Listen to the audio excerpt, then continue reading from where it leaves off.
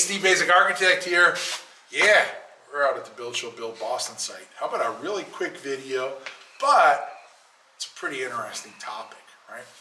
Got my walking tall stick here because we might have to do a little bit of reach for the explanation and the visual that we're about to talk to. So probably wondering what we're going to talk about today.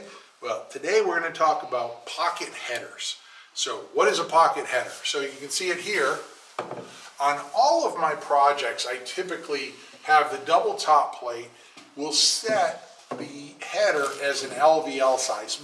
Probably I would say 90% of the time it's a 9.5-inch LVL. And then we'll just play with the number of plies and tune those to the opening.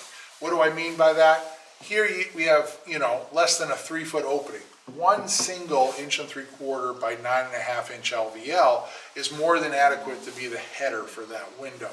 As it comes down, we add in what I call the head plate, and then that's all held up by the jacks here. So what it does is it creates a little pocket there, right? What that pocket is, you can see here, it allows the insulator. When the insulators come to insulate the wall system, they can then insulate that header pocket at the same time. So we're not taking things out of sequence, we're not changing materials.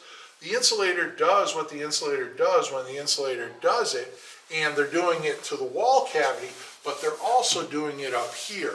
There's no asking the headers to sandwich in this XPS rigid insulation in between two headers and all of that. And the other thing that's kind of interesting is that, if you did a full header across here, the drywallers would pretty much machine gun that drywall to it.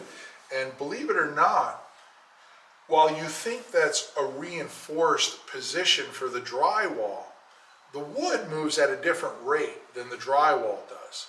And if I attach the drywall a lot to a wood structure that moves, guess what you're going to result in? You're going to result in potential drywall cracks because they're going to move at different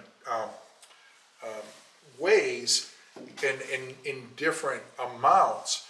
And because of that, you're going to get the wood wanting to move, the drywall resisting, and the wood will eventually overcome the drywall and it'll crack at the joint or, in some of the corners. So it actually helps out the system to minimize the amount of wood that the drywallers get to attach to. Now, in this particular house, we're going to have drywall returns on the head and jambs, so we don't need much more than that head plate. If we were doing an elaborate casing up here and crown and such, then we would install a couple 2x4s on the flat, so we would then have something to attach that interior trim work to. So anyways, that's the pocket header. I'm Steve Basic Architect. I'm out here at our Build Show Build Boston site. So until next time, long live our buildings.